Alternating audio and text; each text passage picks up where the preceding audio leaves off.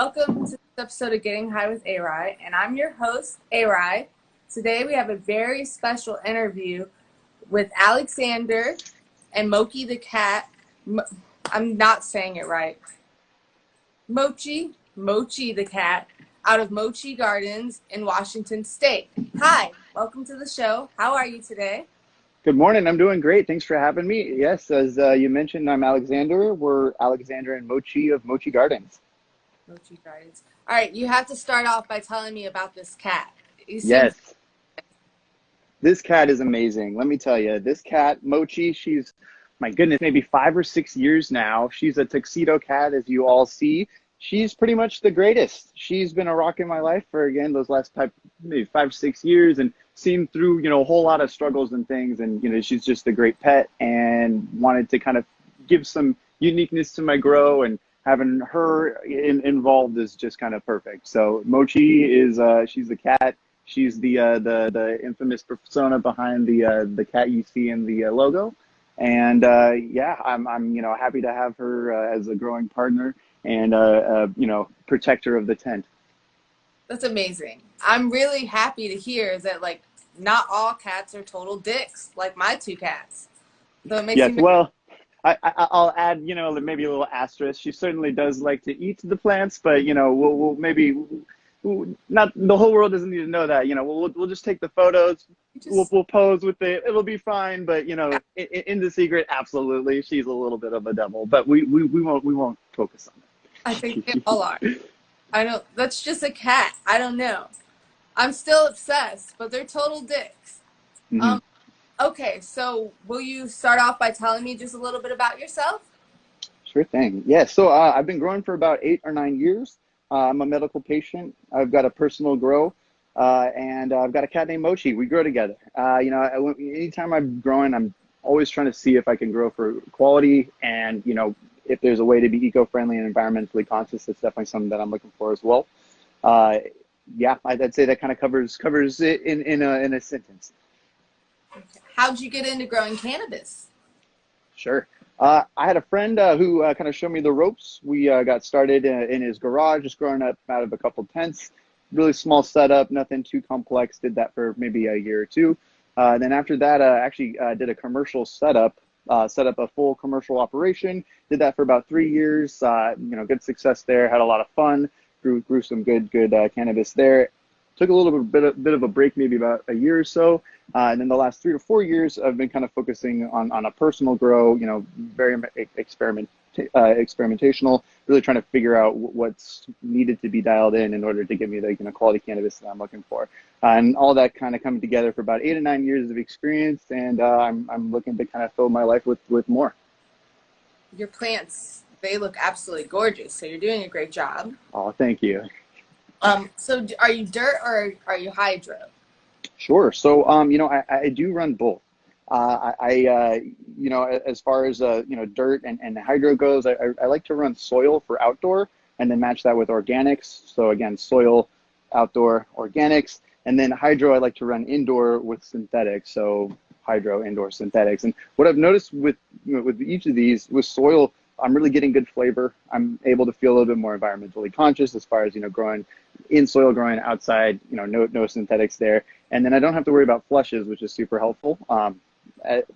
Looking at the hydro side of things, we're getting yields there a lot more as far as that goes. And we're able to grow year round, which is also great. So, living in the Pacific Northwest, weather does not, very conducive to soil and, outdoor grows.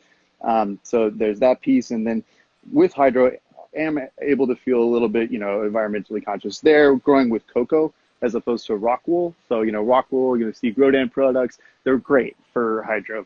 They do a great job as far as getting the plant what it needs. And you'll see them in a lot of commercial grows. Personally, I prefer not to use Grodan just from the way that it's sourced.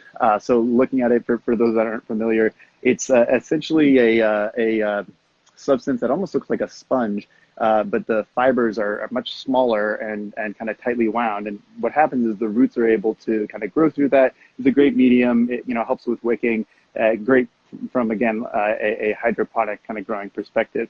But the way that it's made, it's kind of as described. So rock wool. They take molten lava rock, get it real hot, spin it, and they actually pull it so it's almost like taffy, and then create this kind of sponge-like product. But the way that it's sourced is just, it's, not, super ethical in that way, especially in comparison to cocoa, where it's literally just coconut husk and there's really no post-processing needed. So yeah, I'd like to do both solo and hydro, but there's implications that come with each. I had no idea what rock wool was. It's kind of weird, right? Yeah, I thought it was just like fiberglass or something.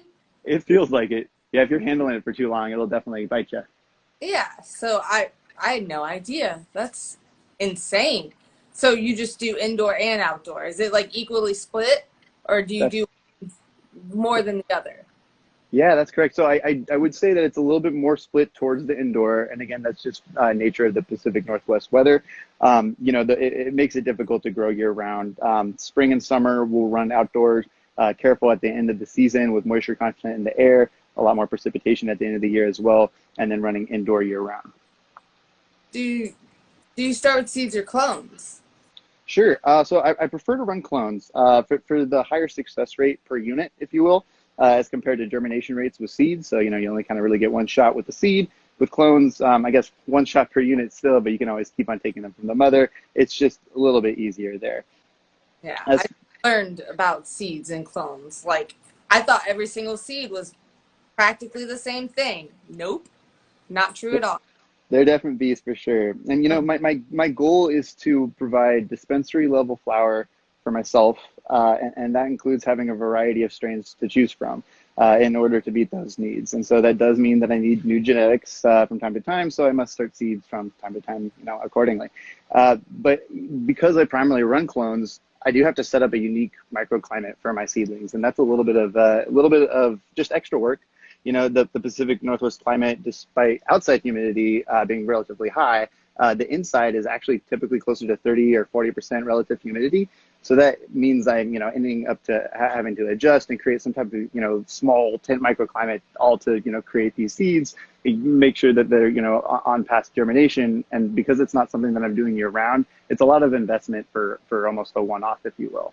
So yeah, in summation, clones all day if I can. But I do like my variety, and seeds come into play there.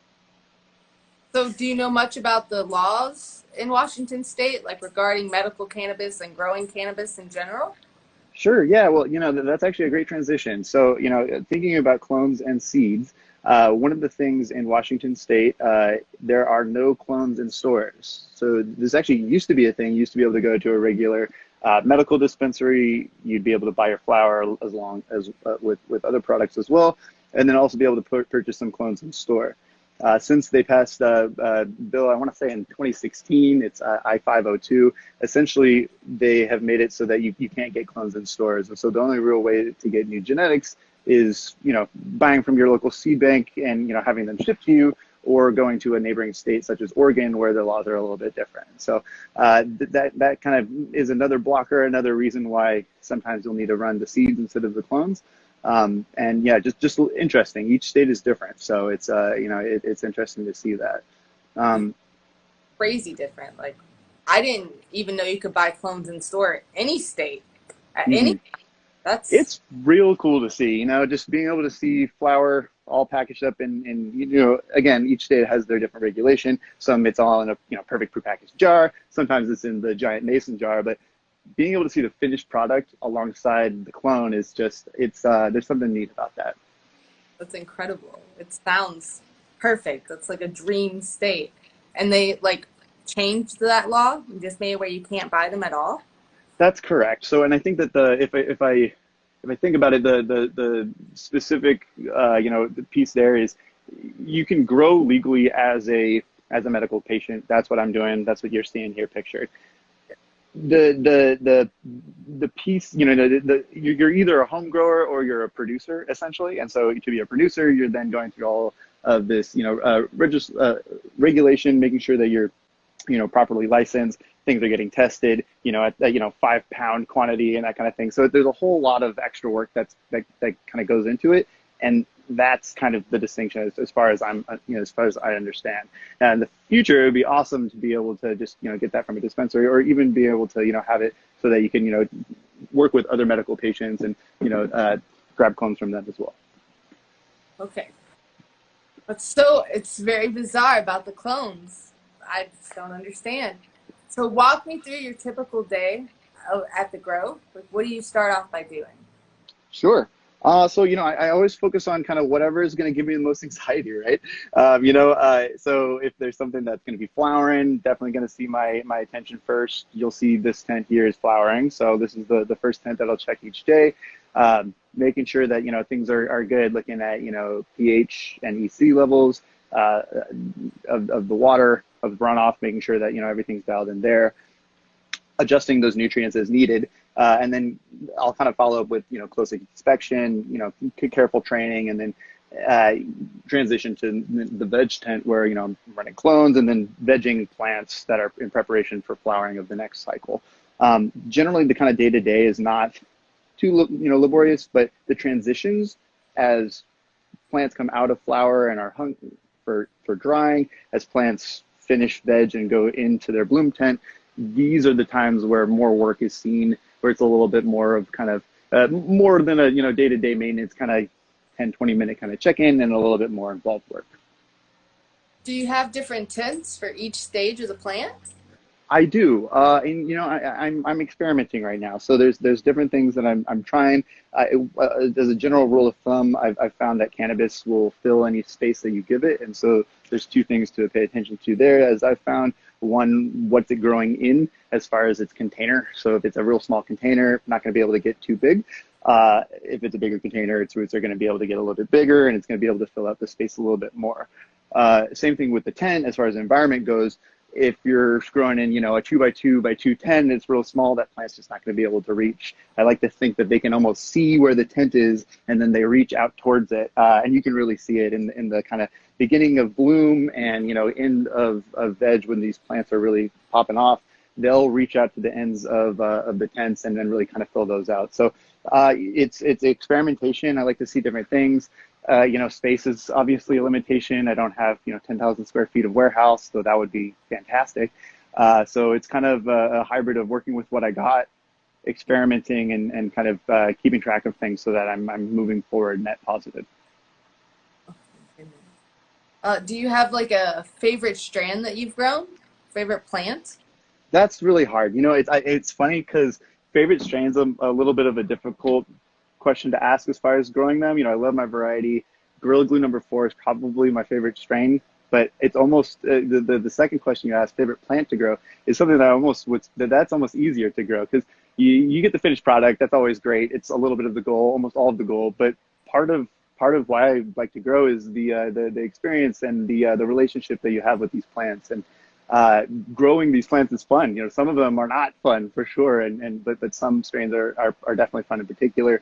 One that you're actually able to see right now has just been a total kick in the pants on the left here by Exotic Genetics.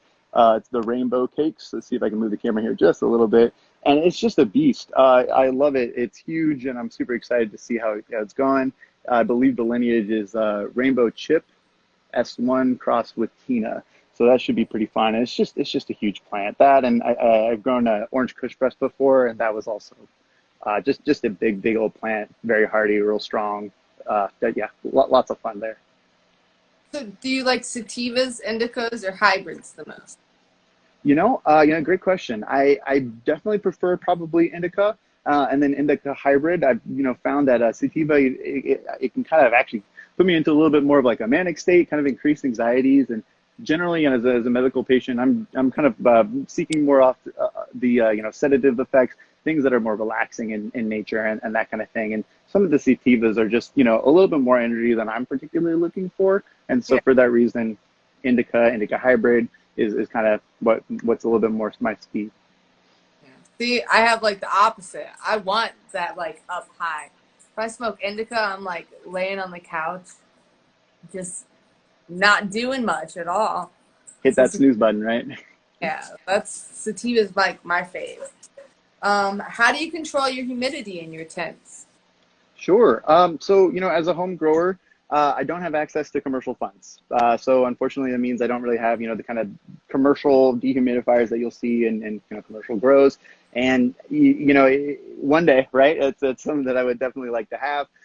But, I have different controls kind of working with the funds and working with the things that are available to me now to make sure it's not a total crapshoot. And so, generally I'm working with anywhere between 50 to 60% relative humidity throughout the grow.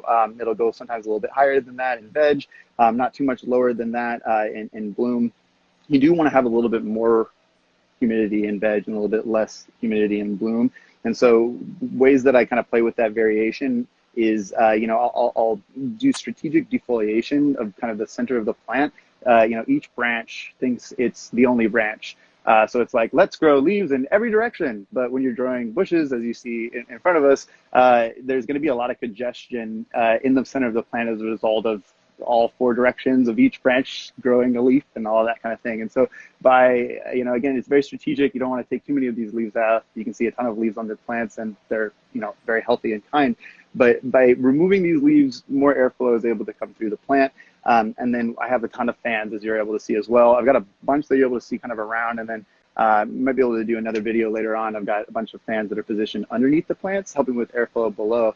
And with that being said, that kind of airflow helps with humidity, kind of reduces it in large. And humidity, it's like the lingering or the steady state of humidity that generally leads to problems. So, powdery mildew or specific pests that might, show up in a more humid environment, because there's airflow, that stagnant air that is also humid is what generally leads rise to that pest. And so maximize that airflow, make it so that, these plants can move and there's not a lot of congestion in the center of them. And, things are good, at least as good as can be without those commercial dehumidifiers.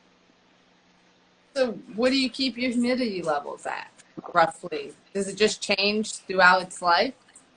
I generally I shoot for 50 to 60% relative humidity. That's generally what I'll shoot for. Again, towards the end of the flowering cycle, shooting for closer to 30 or 40%. But unless I've got a ton of fans in there, it's difficult to reach those levels. So definitely something that if I had all of my druthers, I certainly would purchase a dehumidifier, get those levels exactly where they need. But I've also been able to grow good quality flower without those thus far. Yeah, I don't know. Do you hand water them, or do you have like an auto water system? Yeah, so again, kind of as far as the experimentation phase goes, I have like one of every single setup, it feels like right now. I have deep water culture. I've got a drip system that's automated, feeding fabric pots with cocoa in them. I've got deep water culture clone setup. I've got one with misting, and then it just seems like kind of almost one of every single type of way to grow. Again, that's kind of in the experimentation phase, seeing what works best for for me and kind of with what I'm looking for. But as far as hand watering and auto watering goes, the what I've found with auto watering is it's just unless you're buying something that is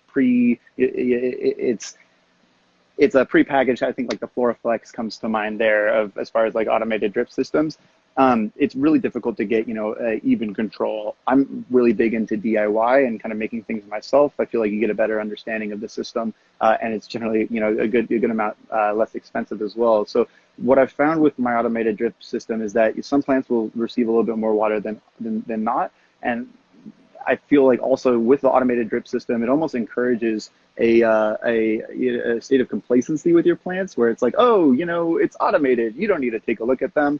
But some of the positive benefits that you get with hand watering is really just being able to, intimately and closely interact with these plants on a daily basis, or it's how often you're watering, and through that observation, you're really able to get a lot more understanding of the plants. So kind of long-winded answer there, but despite my move towards auto watering systems, there's definitely that attention to detail that you get with that hand watering without the labor included. Yeah, my past interviews said the same thing, that hand watering just allows him to like check on his plants and talk to his plants and like make sure nothing's going on every single day. So that's why he hand, so he can like check them. all the time. Exactly. You And know, it's funny that you mentions the singing and the talking too, because humans exhale the CO2. If you don't have access to CO2 burner, as I don't as well, just yeah, another way to boost the plants. Kind of fun perk there. you just hang out with them. I don't know. What kind of lights do you use in your tents? Sure. So the ones that you see here are they're the SF2000 by Spider Farmer. I've got three of them in there, and they each run around 250 watts, fully cranked up, which is what you're seeing right now as they're at the end of flower. Other lights I use are TS1000 by Mars Hydro. Shout out to the sponsor there. They're running around closer to 150 watts. And I use that one. It's not pictured here, but it's powering my vegging tent, powering some mothers and some clones that are running over there. LEDs have been really, they've been a great way to kind of quickly iterate within my experimentation phase as far as not having to deal with heat stress or, all the extra investments that kind of come with bulb lighting. Bulb lighting, I really have seen benefits as far as weights and density. And, I do intend to use bulbs later in my career. The benefit of LEDs is just that everything seems to stay cool. And you might be able to see, I'll pitch the camera up just a hair. Those buds are just maybe an inch or two underneath that light. And in a bulb, I'd be real sad and fighting hard to get those branches lower. I still honestly will maybe deal with a little bit of light burn, but nothing compared to what I'd see with a bulb. So yeah, again, it's a little bit easier. I'd encourage folks that are interested in starting their own home grow or medical patients. LEDs are great. They're cost a little bit more initially, but the cost to run isn't as bad, and it's just a little bit easier to work with. But also noting that if you are looking to go weight, once you have things dialed in, bulbs are also pretty great as well. It sounds like LEDs are the way to go. It depends on what you're looking for, but I've been happy with them so far. How many hours of daylight versus nightlight do you give them each day?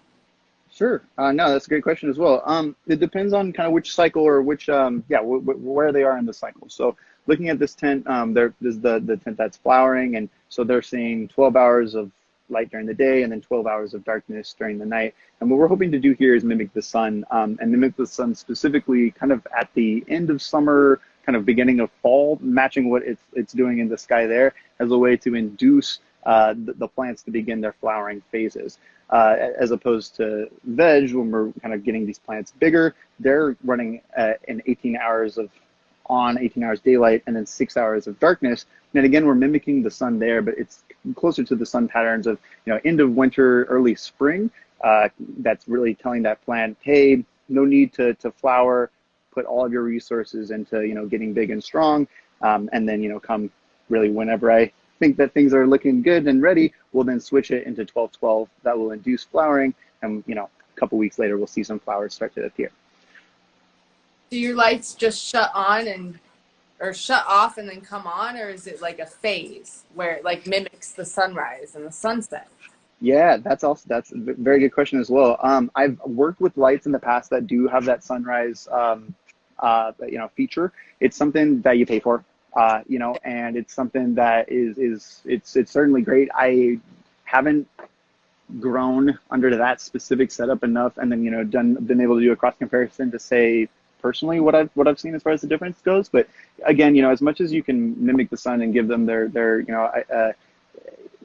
natural environment, the better. And then two, the more that you think of them almost like as humans or as people or as animals, it's also helpful too. So like if you're sleeping and then all of a sudden 12 o'clock noon light comes on at the crack of dawn, you probably also would be like, oh God, and there's like a little bit of a transition. So and then same thing at the very end, it's like, oh, it's great, and then all of a sudden like at 6 p.m. if the lights just turned off, that would be a little bit rough for us.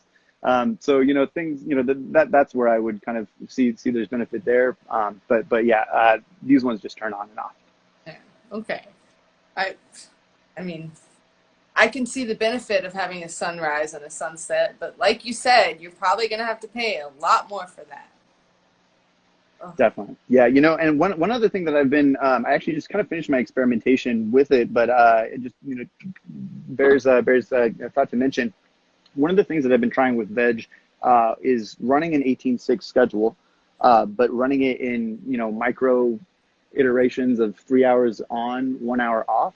So throughout the day, they're still getting 18 hours, but, six of that cycle. So it's 3 hours on, 1 hour off, 3 hours on, 1 hour off throughout the entire day.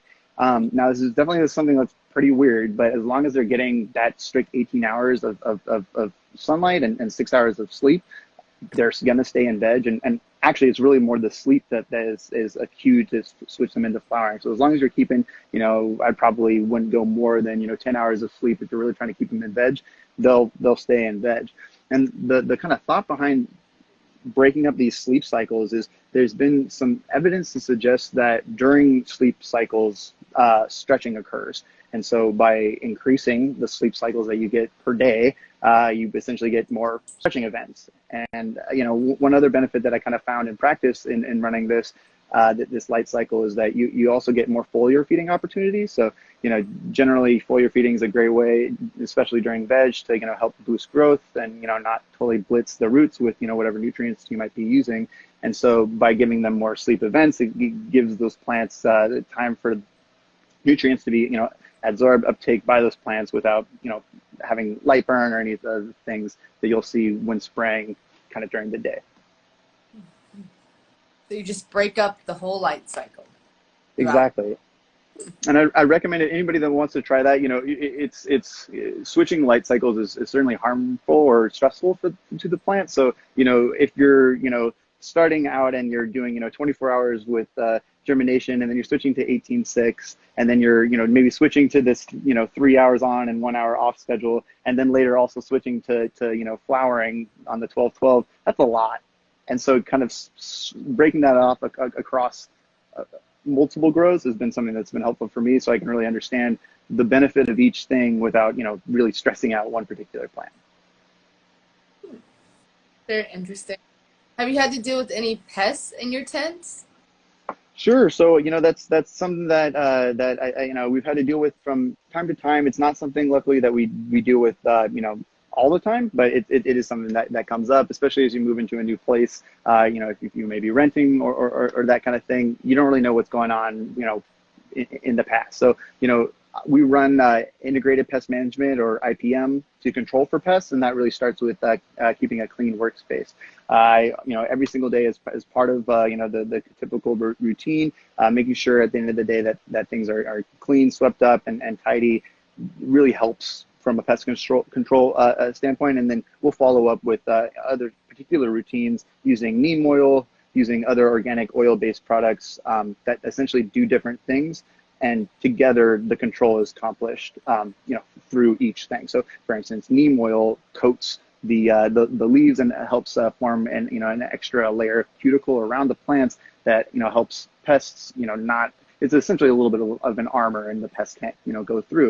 And then you'll have other oil-based products such as maybe garlic or peppermint oil, which is really stinky and also kind of deters pests in that way. And in this, then you add in that you're working with a clean space, and all of these things are now contributing to this control that you're looking for. Yeah, I use neem oil in my garden, so I got really excited when you said that. I was like, yeah. So it's pretty fun to use. It's a little stinky too, but I'd much rather use things like that than anything with a with a label on it, if you will. Especially when we're going to be eating or ingesting these plants later down the road. As natural and organic as possible is what I'm looking for. Do you use any fertilizers on your plants? Sure, yeah. So again, kind of as far as the experimentation piece goes, I'm trying a bunch right now. So I'm one of the 2021 Dutch Science Nutrients sponsors. So I'm running their nutrients right now. Just got finished using their seed and root blend, and it worked really great. They've got humates in there, and I believe specifically it helps break down the outer shell of the seed, and helps get moisture inside of the seed to kind of induce germination in that way. Other nutrient lines that I've been experimenting with, I've used psychonutrients. General Hydroponics is one. General Hydroponics, just as a little bit of an aside, I think they're owned by Monsanto. So again, I think I just have some of those around, probably using them, see how they do. But if I have any choice in the matter, probably won't return to them from like that, environmentally conscious standpoint. Continuing on cutting edge mills, heavy 16, all of these are, nutrient lines that I am working with right now and kind of trying out in different phases. But the thing to kind of keep in mind there is that I'm really just running one set of nutrients per in the entire life cycle of the plant. Otherwise, it'll be kind of difficult to say, well, I vegged with this nutrient, but then I flowered with this nutrient. So like, what got me which, effect kind of thing. So that's a little bit difficult, the patience there and kind of dealing with, the limitations on only having 15 plants at a time. If I could have, hundreds, then, I'd be able to test these all at the same time. But that kind of limitation on plant count makes it so that, I have to have a little bit of patience there.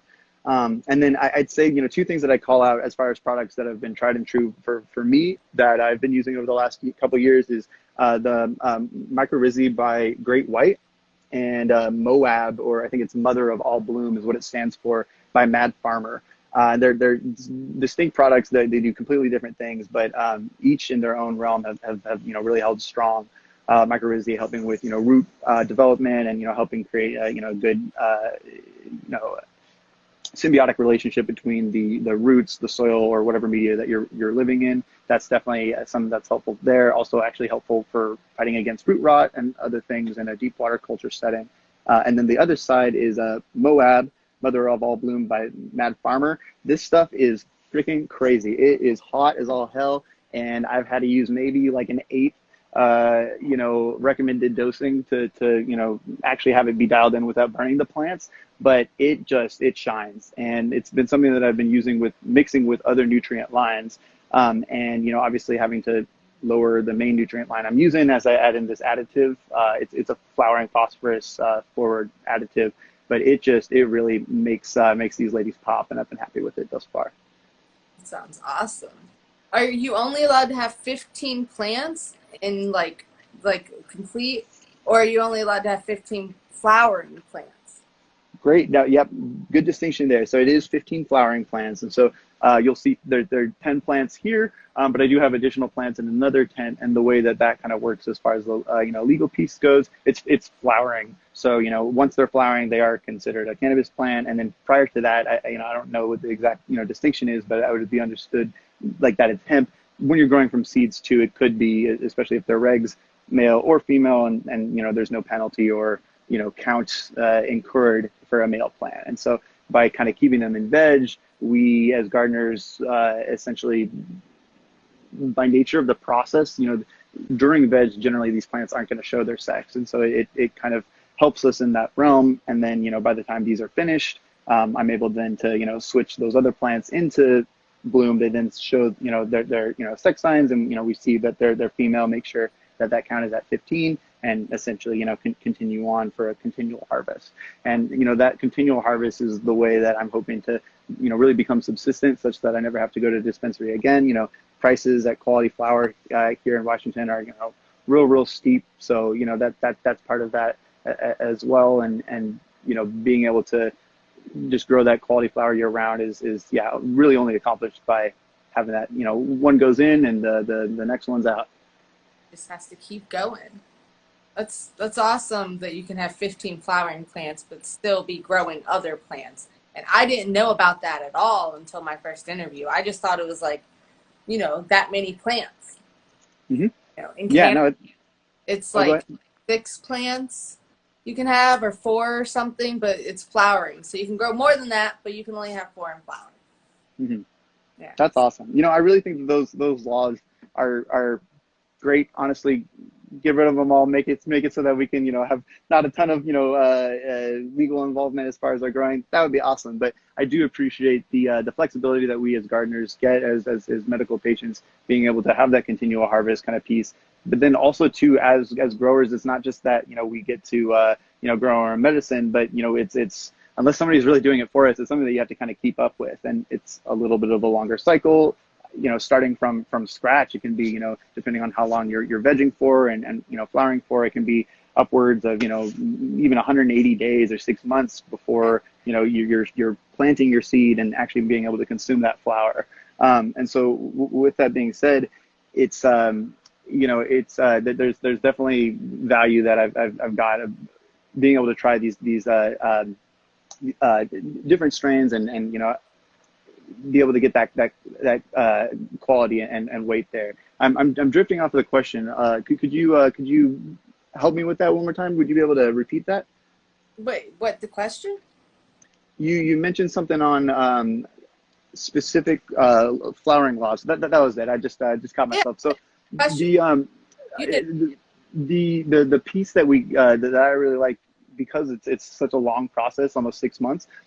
You would, or one would, very easily be able to kind of forget maybe the nuances, the details that come into play when vegging. And so being able to have this continual harvest, I'm able to pretty much year round see each part of the life cycle and really continue to learn from each part of the life cycle, as opposed to, if I was only able to have the flowering plants, it's just kind of whatever these plants are doing, whatever the 15, are they in veg, are they in flower? So you get better flexibility being able to manage your own medication, but you're also able to get greater experience out of it as well. And I appreciate that. So how long have you been a medical cannabis patient? My goodness, let's see. I would say probably 6 or 7 years now. So do they have dispensaries in Washington State too? They Is it do, like, yes. And is it, oh, go ahead. Sorry, I cut you off. is it recreational there? It is, right? It is, yes. Yeah. And they have a medical marijuana program. They actually used to have, the only way you could get to a dispensary was medical dispensary. This was back, as I had mentioned earlier in this interview, where they had clones inside, and prices were great. That, if we could get back to that, that would be awesome. But as it was communicated, that was kind of the first stepping stone, and then the next stepping stone was getting things legalized for recreational. But what was unfortunate for medical patients at that point is a lot of, there are no medical specific dispensaries in Washington State.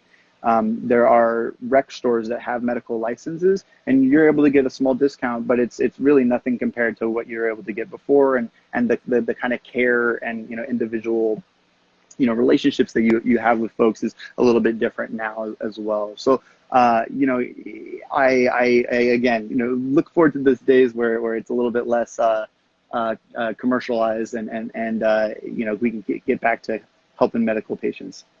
Yes, certainly. Oh my goodness. But that was all my questions. You did wonderfully. Thank you so much for being here with us today. Of course, yeah. Thanks again for having me out. I'm happy to share part of my life, part of me and Mochi's life, and we'll continue to make posts and share our life with all y'all. Yes, I will continue to follow you. And next interview we do, your cat better be there. Like, that we'll have to arrange. She's a little camera shy, but we'll make it happen. I don't know. She has to be there. There's no choice. Until next time, thanks again for being with us. Have a great day.